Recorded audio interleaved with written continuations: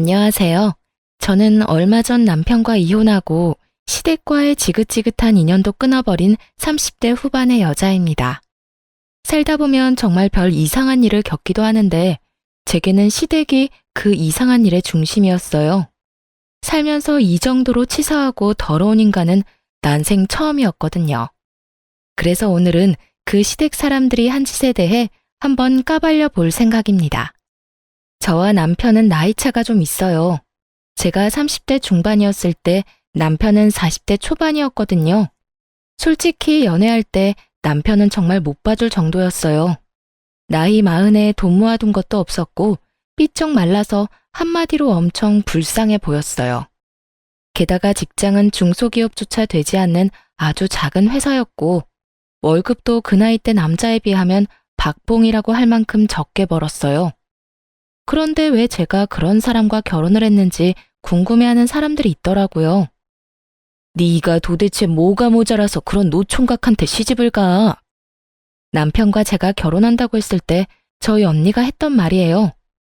두 분 부모님은 원래부터 자식들 일에 가타부타 말하는 분들이 아니셨어요.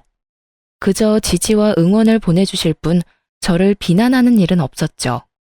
그런데 저희 언니는 달랐어요.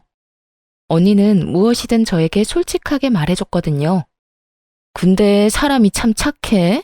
한눈 팔 것 같지도 않고.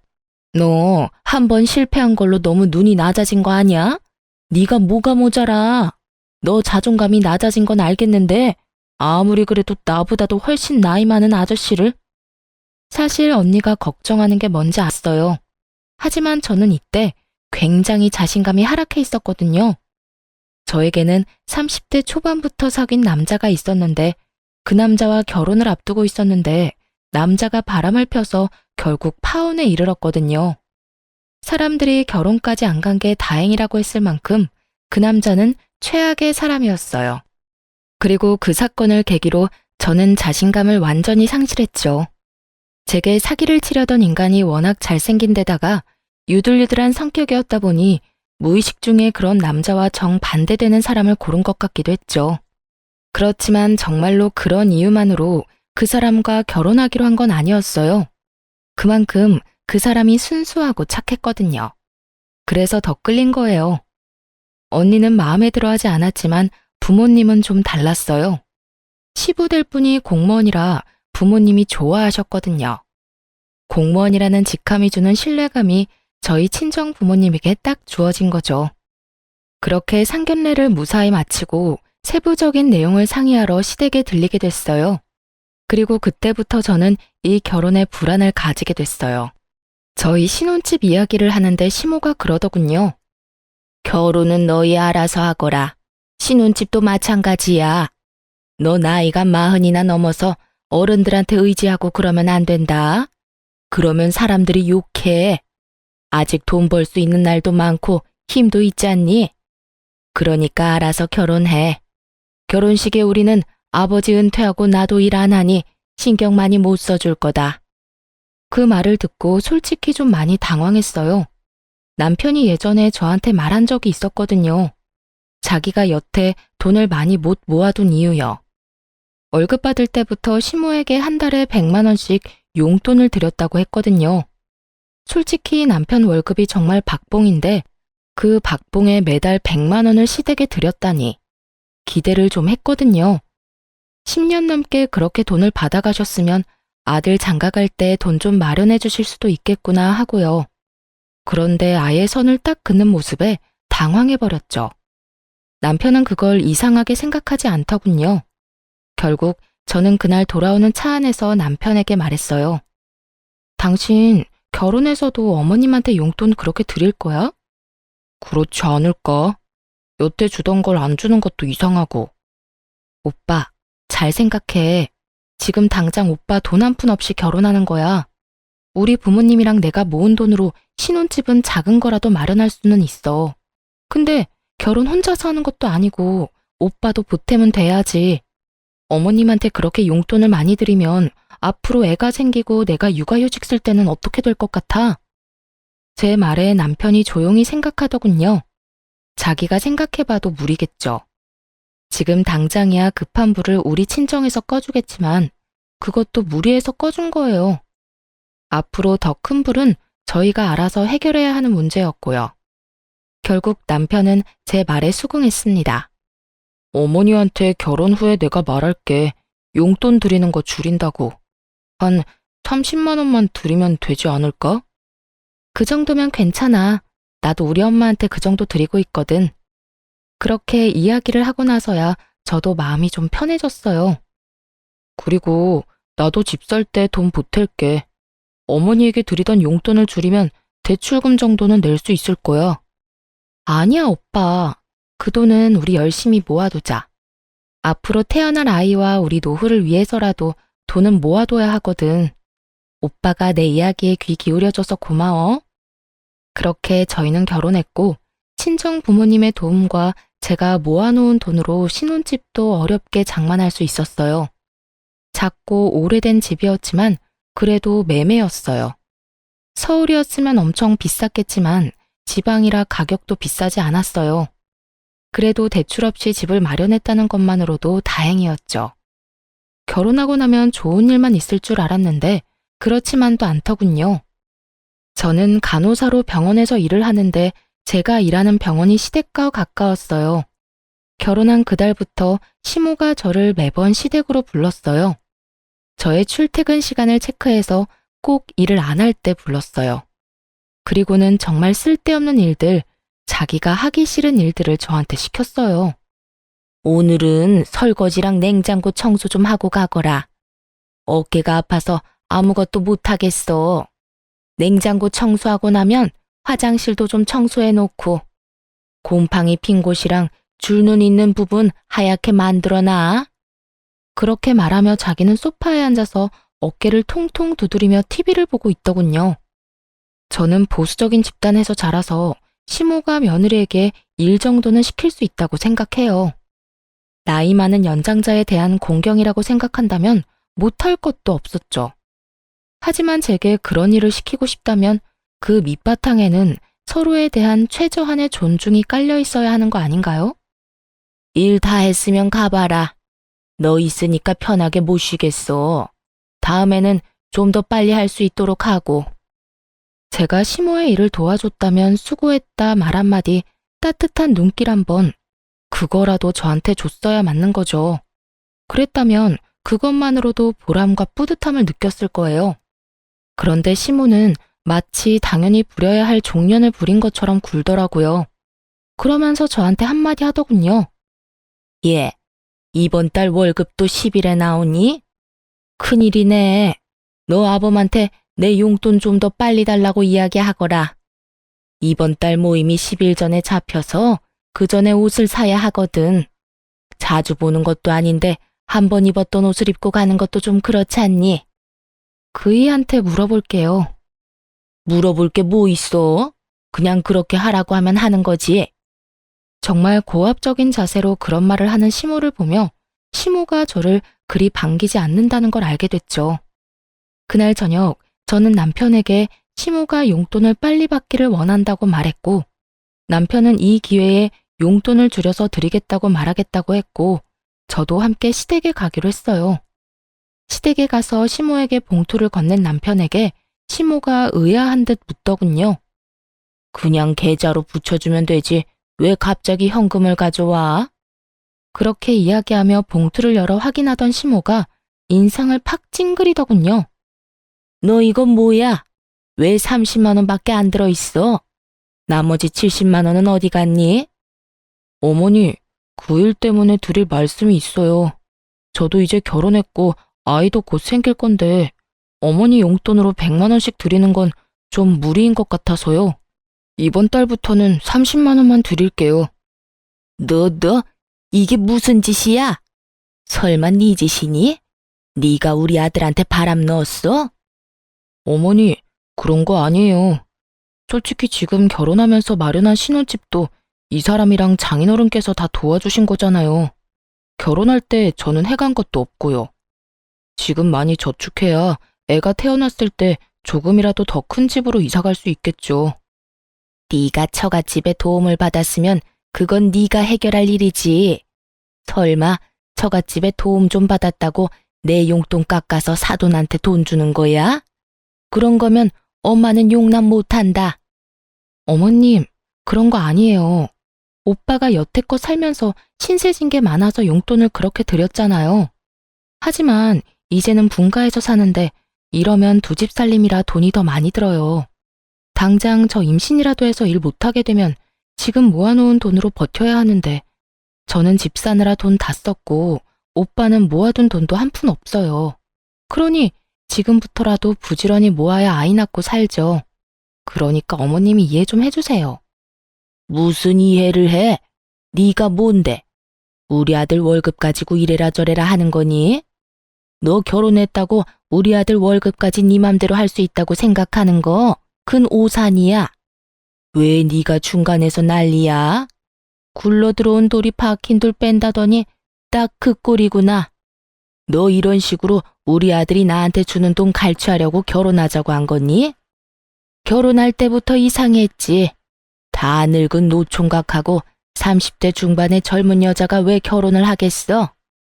너 돈 때문에 우리 아들이랑 결혼한 거지? 막말도 이런 막말이 없었습니다. 어떻게 노총각이 돼서 겨우 결혼한 아들 앞에서 그런 소리를 하는지 이해가 안 갔어요. 사람을 돈 보고 결혼하는 여자로 몰아가니 저도 참을 수가 없었어요. 어머님, 돈 보고 결혼했으면 제가 이 사람이랑 결혼을 왜 하겠어요? 지금 돈 쓴 것만 봐도 그래요. 저희 집이랑 제가 다 했지 이 사람이랑 어머님이 뭐라도 해주신 거 있으세요? 결혼할 때 그러셨잖아요. 결혼할 때 도움 같은 거 바랄 생각하지 말라고요. 그래서 저희 쪽에서 다 했는데 지금 무슨 말씀하시는 거예요? 결혼 축의금까지 싹싹 긁어가셨으면서 어머님은 저한테 그런 말 하시면 안 되죠. 얘 말하는 것 좀 봐. 어디 어른한테 두 눈 똑바로 뜨고 큰 소리야? 내가 돈 안 해줬다고 너 지금 나한테 큰 소리 치는 거야? 너희 집에서 집해왔다고 유세 떠는 거냐고. 어머님이 먼저 저를 돈 보고 결혼한 여자 취급하셨잖아요. 그리고 제가 틀린 말 했어요? 그러는 어머님은 이 결혼이 마음에 안 드시는 건가요? 앞으로 생길 손주부터 생각 좀 해주세요. 저는 그렇게 말하고 시댁을 뛰쳐나와 택시를 타고 집으로 왔어요. 집에 있으니 남편이 슬그머니 집으로 들어오더군요. 괜찮아?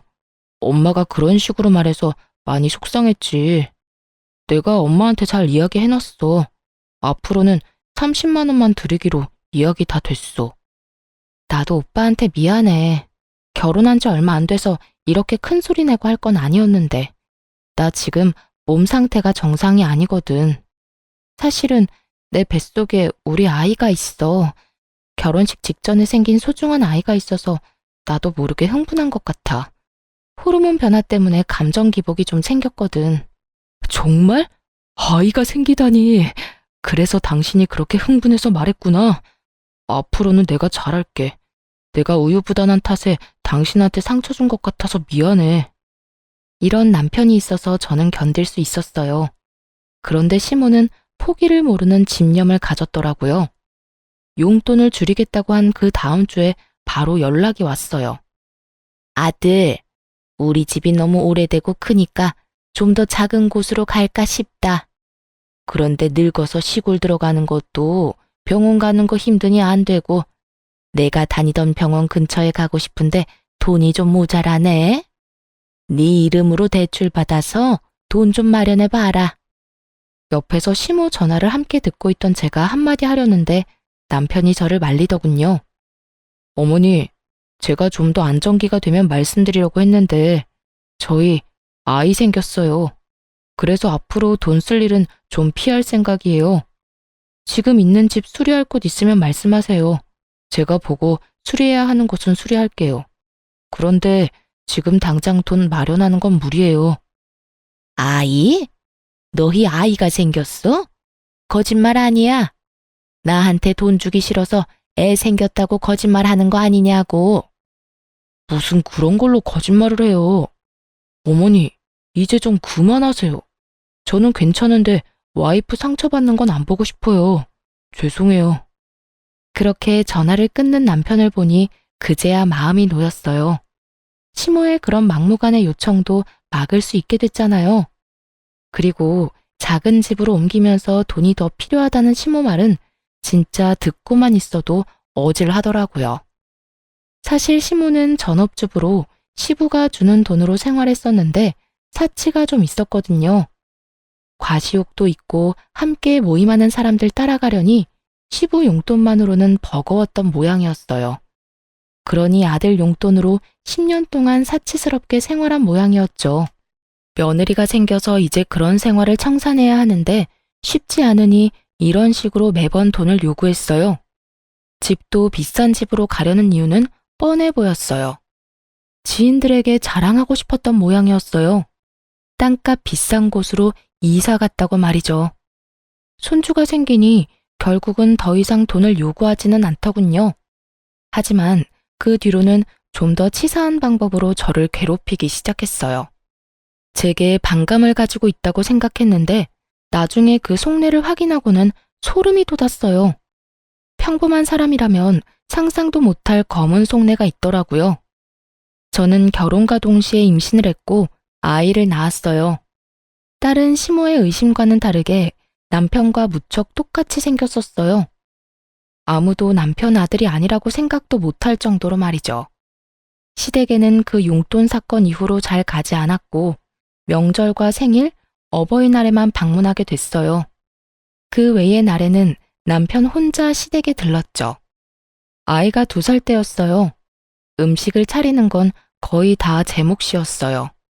시모는 절대로 저를 도와주지 않았어요. 딱 하나, 밥만 시모가 했죠.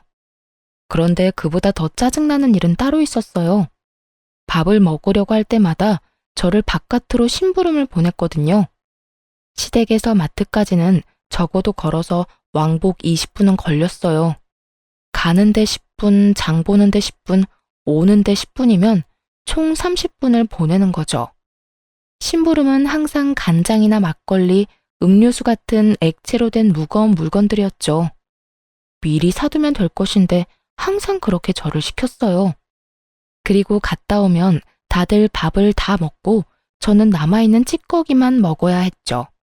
게다가 그뿐이면 말을 안 해요. 항상 제 몫에 새밥만 없어서 찬밥을 줬는데 그 밥에서는 항상 쉰내가 났어요.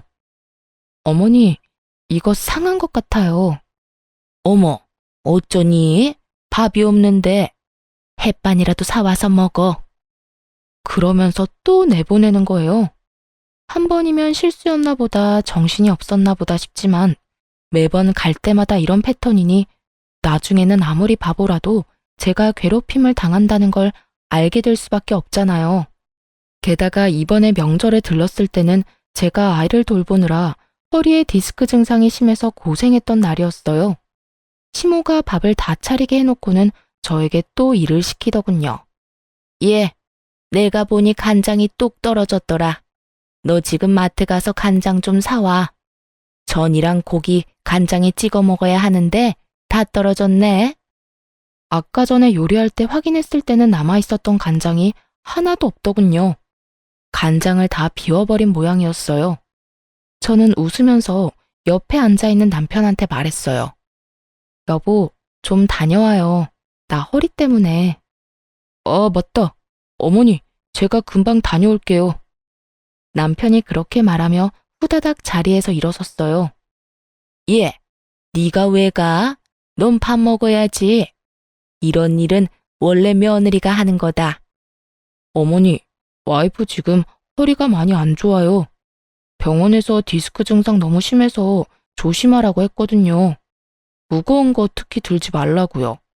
그러니까 제가 다녀올게요. 여보, 조심해서 갔다 와.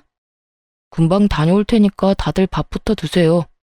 와이프 오늘 점심도 제대로 못 먹어서 배고플 거예요. 그렇게 말하고 남편이 나가버렸죠. 저는 말했어요. 아버님, 식사 늦어서 배고프시죠? 얼른 밥 내올게요. 예, 너는 남편이 없는데 밥이 넘어가니? 어머님, 남편 걱정보다 아버님이 걱정돼서 그렇죠. 아버님도 배 많이 고프실 거예요. 점심을 너무 일찍 드셔서. 그래도 사람이 없으면 기다릴 줄 알아야지. 넌 어떻게 돼 내가 인정머리가 없어? 그만하고 밥 내와. 한 사람 없다고 나머지가 굶는 게 말이 되냐고 했던 게 당신이었잖아. 어서 밥 가져와. 배고파 죽겠네. 그럼 좀 기다려요. 아직 밥 덜 됐는데. 시모 말과는 달리 밥솥의 밥은 이미 예전에 완성되어 있었어요. 이쯤 되니 너무 명확하더군요. 여태 일부러 저에게 밥을 늦게 먹이려는 거였어요. 민기적거리는 시모 때문에 결국 밥은 남편이 오고서야 먹게 됐죠. 정말 오랜만에 모든 가족이 동시에 먹는 밥이었어요. 그리고 이번에도 시모는 제게만 쉰내 나는 밥을 내놓더군요. 여보, 나 속이 안 좋아서 그러는데 내 밥 나눠 먹자. 당신은 많이 먹어야 해. 내가 이렇게 살찌우느라 얼마나 힘썼는지 알지? 배고프다고 하지 않았어? 갑자기 속이 왜 안 좋아? 근데 어머니, 밥이 이상한데요? 상한 것 같은데 새 밥 없어요? 더 이상 밥은 없다. 밥 먹고 싶으면 햇반 사와서 먹던지. 아니면 너희 집에 가서 먹거라. 그래요? 그럼 저는 나가서 밥 먹고 들어갈게요. 그럼 명절 잘 보내세요, 어머님, 아버님. 당신은 어떻게 할 거야? 밥 먹고 올 거야? 그냥 내 밥 먹어. 내가 안 먹으면 되는데. 아니야. 당신도 요즘 몸 안 좋은데 그거 먹어서 되겠어? 그냥 나는 애랑 나가서 먹을 테니까 걱정 말고. 그렇게 말하며 저는 짐을 챙겼어요. 그러자 남편이 따라오더군요. 여보, 같이 가. 어머니, 다음에 와서 먹을게요. 아이, 밥은 먹고 가야지. 이거 다 어쩌라고? 어머님이랑 아버님이 많이 드세요. 저희는 그러면 먼저 가보겠습니다. 그렇게 저희를 붙잡는 시모를 내버려 두고 밖으로 나왔어요. 속이 시원하더라고요. 왜 여태까지 이러지 않았나 싶었어요. 그렇게 외식을 하고 집으로 돌아왔어요. 그리고 그 뒤로 시댁에서 연락 오면 남편만 보냈어요. 며느리 취급도 안 해주는 시댁에 갈 필요가 있을까요? 그런데 그렇게 몇 번 남편만 보냈더니 시모가 전화가 왔더군요. 너 요즘 왜 집에 안 오니? 며느리가 돼서 집안 행사에 얼굴도 안 보여? 이런 식으로 할 거면 결혼은 왜 했니? 우리 아들 혼자서 여기저기 다니도록 만들 거면 네가 며느리 실격인 거지. 그냥 이럴 거면 이혼을 해. 우리 얼굴 보기도 싫으면 그냥 이혼하면 되지. 뭐하러 질질 끌어? 어머님, 좀 흥분하신 것 같네요. 갑자기 전화 와서 이혼하라고 하셔도 저희는 그럴 생각이 없어요. 그럴 생각이 없으면 우리가 하라는 대로 해야지. 너 혼자 살 거면 뭐하러 결혼을 했어? 시모가 남편에게 무슨 말을 들었는지 말하지 않아도 알겠더라고요. 저는 남편에게 시모와 이야기할 때 혹시라도 돈과 관련된 이야기가 나오면 무조건 선을 지키라고 했거든요. 아마 또 돈이나 달라고 했겠죠. 남편은 거절했을 테고. 그러니 저한테 전화와서 이 난리를 피우는 거겠죠. 시모는 남편에 대한 통제권이 저한테 넘어온 것이 화가 날 정도로 열받는 것처럼 보였어요. 실제로 저는 남편을 통제하는 짓은 하지 않았어요. 다만 함께 살기 위해서 서로 간에 지켜야 할 선을 정해줬을 뿐이었죠. 결혼한 부부가 자기 가고 싶을 대로 가면 부부 생활이 유지될 리 없잖아요. 게다가 시모의 저 행동은 진짜 문제가 있다고 생각했어요. 어머님, 저는 저고 남편은 남편이죠. 부부가 일심동체라도 매일 같이 다녀야 한다는 법은 어딨나요? 그리고 남편이 애도 아니고 혼자 다니는 게 왜 안 되나요? 어머님이 너무 예민하신 것 같네요. 이혼 이야기는 못 들은 걸로 할게요. 넌 뭐가 그렇게 당당하니? 우리 아들한테 무슨 말을 어떻게 했길래 마누라 이야기만 하면 난리야. 그리고 너 우리 아들한테 도대체 뭐라고 하길래 애가 내 말을 듣지를 않아. 네가 내 아들을 너 좋을 대로 써먹고 있잖아. 그건 내 아들이야. 내 아들이 번 돈은 내 돈이고 내가 키워준 값 받겠다는데 네가 중간에서 그걸 낚아채? 내가 가만히 있을 줄 아니? 너 두고 봐라. 내가 아들한테 이야기해서 너희 꼭 이혼시켜버릴 테니까. 그렇게 말하고는 전화를 끊더군요. 정말 어이가 없었어요. 부부 사이의 일을 왜 본인이 결정하겠다는 건지. 시모와 대판 싸우고 나서도 저는 시댁에 얼굴 한번 내비치지 않았어요. 남편에게 그 전화 내용에 대해 잃을까 생각하기도 했지만 혼자서 열심히 시댁에 다녀주는 남편에게 이런 일로 더 신경 쓰이게 하고 싶지 않았죠. 그런데 그 전화 이후로 남편이 점점 이상해지더군요. 시모에게 홀라당 넘어가 버린 건지 시모에게 설득당해 버린 건지 모르겠지만 이상한 말을 꺼냈어요. 당신, 우리 부모님 얼굴 진짜 이렇게 계속 안 볼 거야? 부탁인데 만나서 한 번만이라도 대화를 해봐. 대화? 아버님하고 대화하라면 언제든지 할 수 있어. 그런데 어머님은 아니잖아. 대화 자체가 성립이 안 돼. 이미 나를 싫어하시는 분이야. 만나면 싸움만 하는데 대화도 할 마음이 있는 사람들끼리 하는 거지. 엄마도 당신하고 이야기하고 싶다는데 당신이 좀 굽히고 들어가주면 안 될까? 여태까지 당신이 원하는 대로 해줬으면 이번 한 번 정도는 당신이 양보해줘도 되지 않을까 싶은데. 그러나 저는 반대했어요. 절대로 받아들이고 싶지 않았어요. 이혼을 하라 마라 전화로 요구하는 시모와 대체 무슨 대화를 나눈다는 말이죠? 그런데 저는 그런 시모와 결국 한 자리에서 만나게 됐어요. 모든 것이 남편의 그림이었죠. 저녁에 외식을 하자고 그러더라고요. 제가 제일 좋아하는 오리고기 가게를 간다길래 좋아서 남편과 함께 나갔는데 그 자리에 시모가 떡하니 앉아있더군요. 예, 왔니? 오랜만에 보는구나. 잘 지내는 것 같아 보기 좋네. 왜 요새 이렇게 얼굴을 안 비추니? 사람이 확 달라졌더군요. 엄청 부드럽게 말하는 시모를 보며 이 사람은 왜 이런 행동을 하나 경계부터 됐어요. 불과 며칠 전에 이혼하라며 난리친 시모와 대화를 나눴기에 이 변화가 더 수상했죠. 그러니 당연히 말이 곱게 나갈 리가 없었죠. 제가 얼굴을 안 비추는 이유는 어머님이 잘 아실 것 같은데요. 뾰족하게 가시가 돋친 제 말에 갑자기 시모가 얼굴을 손바닥으로 감싸더니 엉엉 울더라고요. 얘야, 미안하다. 내가 시집살이를 시키려고 시킨 건 아니다. 나는 다 너 욕먹지 말라고 그런 거야. 어디 가서 며느리 네가 하고픈 대로 하면 사람들이 배운 거 없다며 욕할 테니까. 그래서 내가 미리 너에게 가르쳐 준다는 것이 너를 오해하게 만들었어. 미안하다. 지금 왜 우세요? 정말 할 말이 이거 말고는 나오지 않았어요. 이 사람이 왜 이러나 싶었다니까요. 네가 화난 것도 알겠는데 도대체 내가 뭘 그렇게 잘못했니? 나는 다 너 잘되라고 한 거야. 그러니까 오해 풀고 다시 우리 집에도 들리고 우리 아들이랑 같이 잔치에도 나오고 그래. 네가 화났다고 해서 우리 아들에게까지 피해를 주는 건 아니잖니. 게다가 요즘에는 나도 며느리한테 버림받았냐며 사람들 입방아에 오르내리는 상황이라 어디 나가기도 무섭고. 다 내가 잘못했다. 그러니까 제발 용서해주면 안 되겠니? 완전 불쌍한 척 쇼를 하고 계시더라고요. 왜 울어요? 울고 싶은 건 저였는데. 그리고 자기가 뭘 잘못했냐니 전화로 이혼하라며 난리치던 건 잘못이 아닌가요? 제가 당황해서 입만 벌리고 있는데 남편이 그러더군요. 여보, 우리 엄마가 사과하잖아.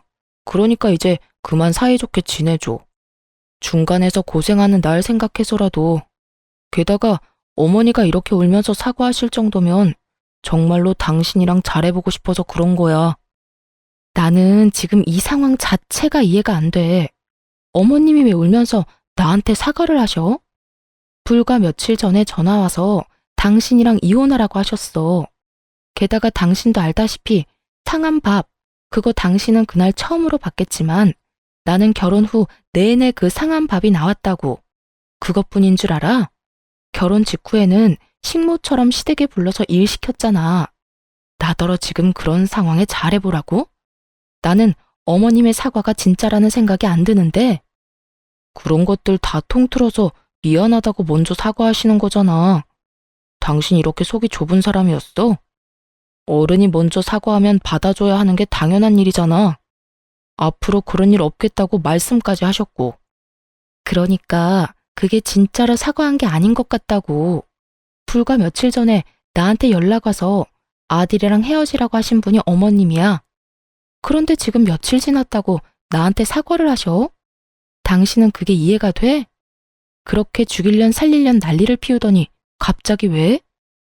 남편의 어이없는 말에 대꾸를 하며 흙이 시모를 훔쳐보던 제 눈에 정말 경악스러운 모습이 비춰졌어요. 시모가 우리 두 사람의 싸움을 구경하며 싱긋 웃고 있더라고요. 순간 온몸에 소름이 쫙 돋는 거 있죠? 우리 싸우게 하려고 이랬나 싶었어요.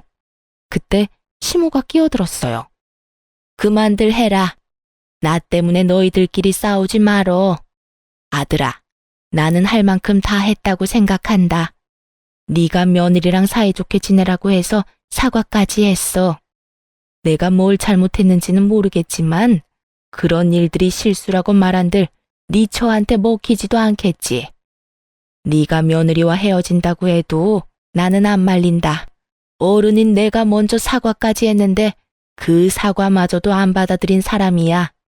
그런 사람을 집에 데려다 놓는 거 반대다.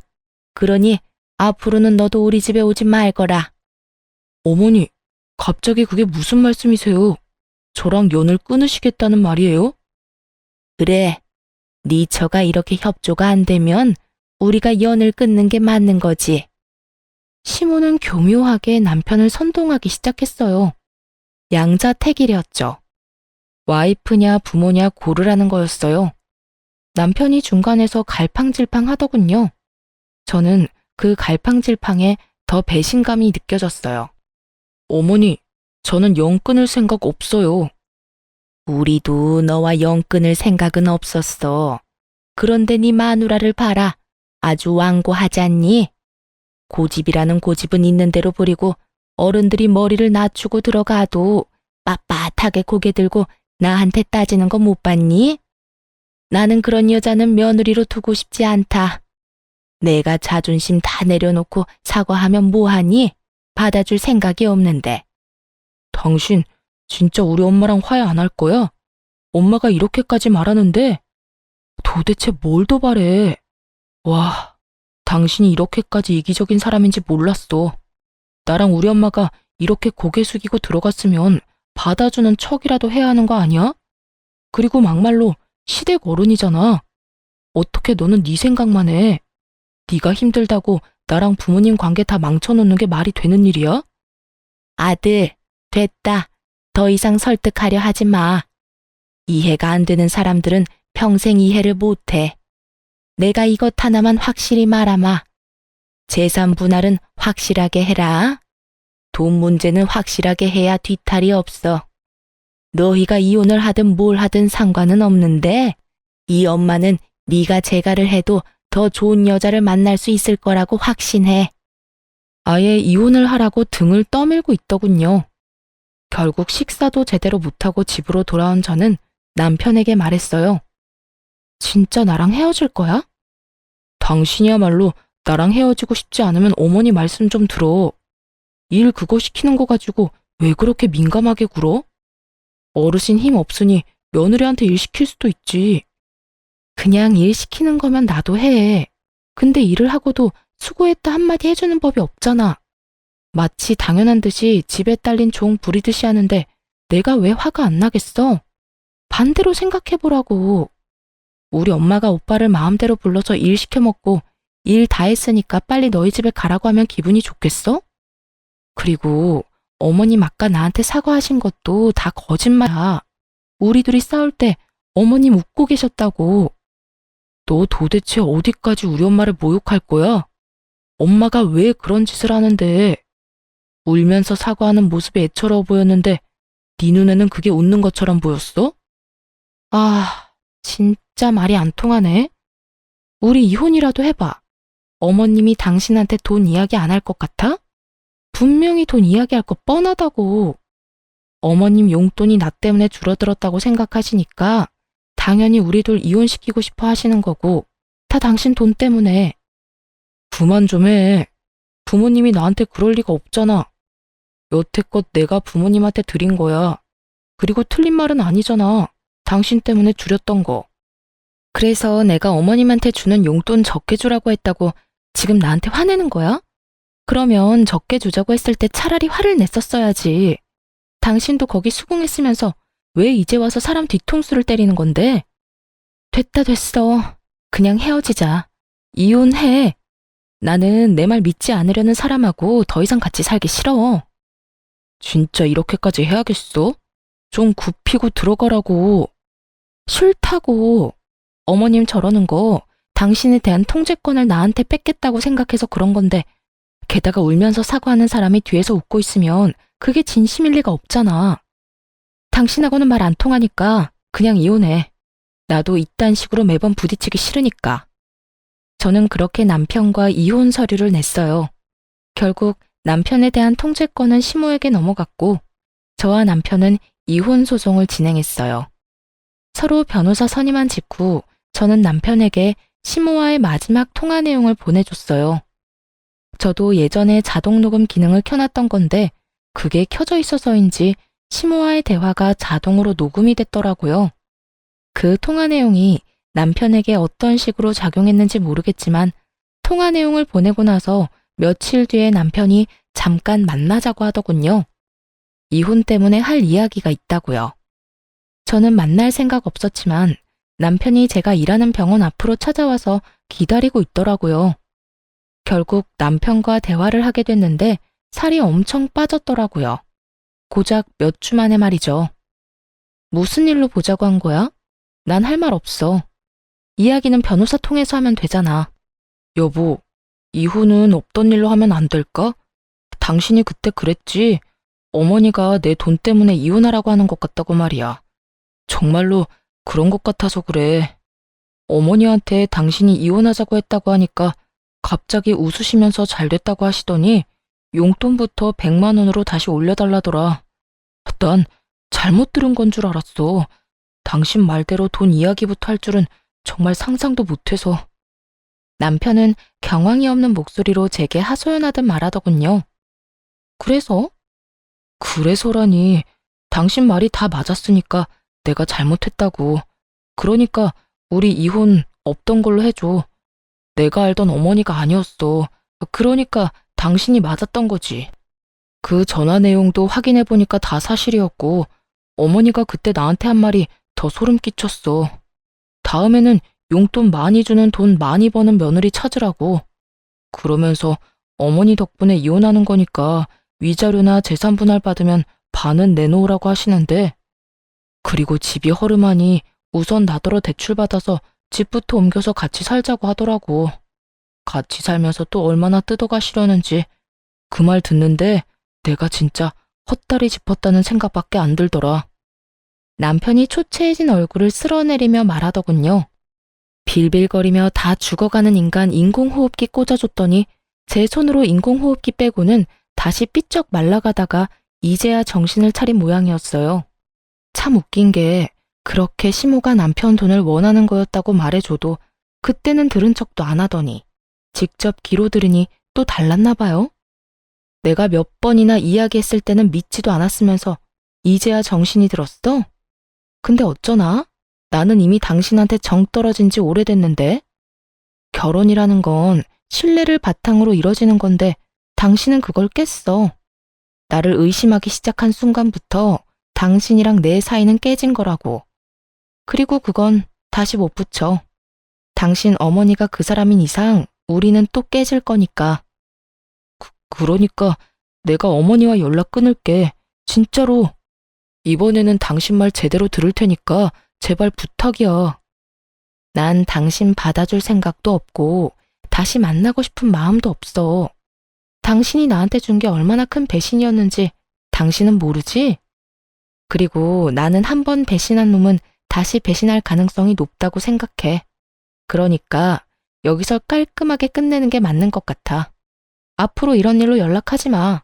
그리고 당신이 당신 엄마랑 연을 끊든 말든 이제 와서 나랑 무슨 상관이야? 이 이혼은 당신 선택으로 결정된 건데 진짜 웃기다. 어머니 탓하면 마음이 좀 시원하니? 어머님이 잘못한 건 누가 봐도 당연한 건데 그런 어머니한테 홀라당 넘어간 너한테는 잘못이 없다고 생각하나 봐. 그런데 네가 제일 나빠. 믿을 것처럼 해놓고 결국에는 배신하는 인간. 그렇게 남편 놈에게 일침을 하고 돌아섰죠. 그렇게 저희는 이혼을 했어요. 결혼 기간이 길지 않아 결국 제 명의의 집은 제 것이 되었고 아이도 제가 키우게 됐어요. 고부 갈등으로 인한 이혼이라는 제 주장도 받아들여져 남편 놈이 제게 위자료를 지급하게 됐죠. 그렇게 몇 달간 정말 속은 쓰리지만 마음은 편하게 살았어요. 그런데 하루는 망할 아줌마한테서 연락이 왔더라고요. 너 우리 아들 어디로 빼돌렸니? 위장 이혼해놓고 여전히 우리 아들이랑 같이 사는 거 맞지? 뜬금없는 소리를 해대는 통에 저도 당황했어요. 이혼한 사람을 왜 여기서 찾아요? 저랑 같이 안 살아요. 거짓말 하지 마. 이놈이 너 아니면 우리를 이렇게 버리고 갈 리가 없어. 지금 집안이 어떤 꼴인지 알기나 하니?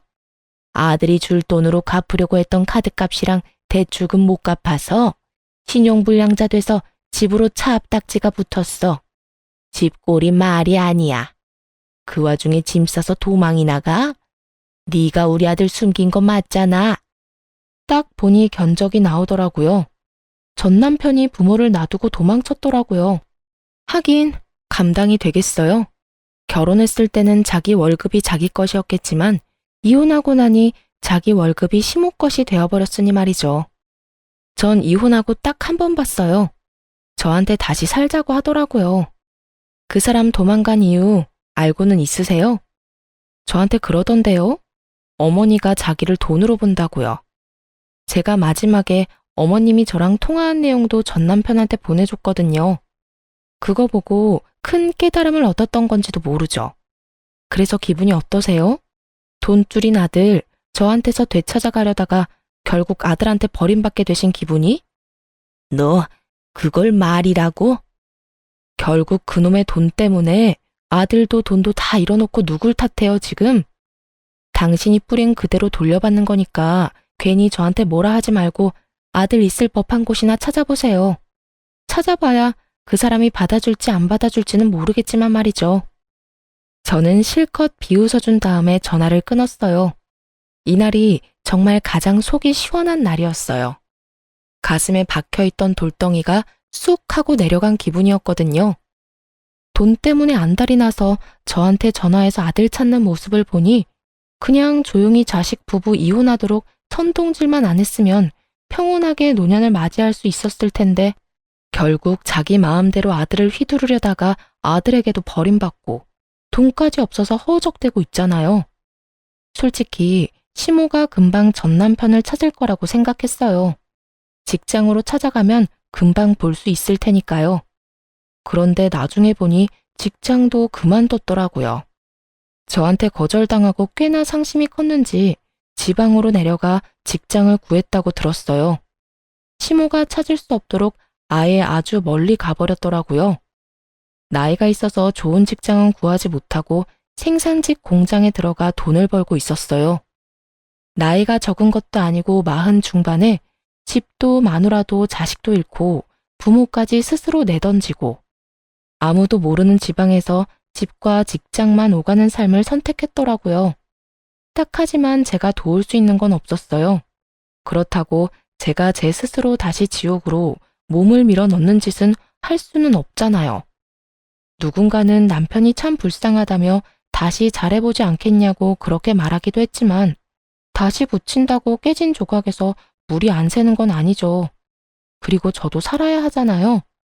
남편이 불쌍한 삶을 산다고 제가 힘들고 상처 입었던 일들이 사라지는 것도 아니고요. 그리고 전 남편이 떠난 시댁은 완전 망해버렸더라고요. 자식 새끼가 돈 다 갚아줄 거라고 자신만만하게 돈 낭비하던 시모가 결국에는 그걸 고스란히 다 갚아야 했고 가진 돈으로 해결이 안 되어서 결국 집까지 팔았더군요. 나중에는 단칸방으로 이사 갔다고 하더라고요. 거기 들어가서는 시모보다 7살이나 많은 시부가 병을 얻는 바람에 요양원까지 보내야 했고요. 자식이 사라졌으니 보호자도 없이 시모가 직접 보살피겠죠. 그 지경이 될 때까지 참 어떻게 그렇게 펑펑 돈을 썼는지. 전 남편은 자기 부모님이 그런 상황인데도 부모에게 도움을 주기는커녕 아무것도 안 하고 그냥 자기 할 일만 열심히 한다고 하더라고요. 그만큼 가슴 속에 사무친 게 많은 건지 아니면 시모에게 받은 배신감이 그만큼 컸던 건지 그건 본인 빼고는 아무도 모를 거예요. 저는 남자에게 크게 당한 게 벌써 2번째라 이제는 연애나 결혼은 아주 넌덜머리가 나요. 아이 키우며 평온하게 시간을 보내는 것도 나쁘지 않고요. 간호사 일이 바쁘기는 하지만 이제는 큰 병원에서 나와서 개인 의원에서 일을 하며 시간을 좀 더 여유롭게 쓰고 있거든요. 그래서 아이와 함께할 시간도 더 많고요.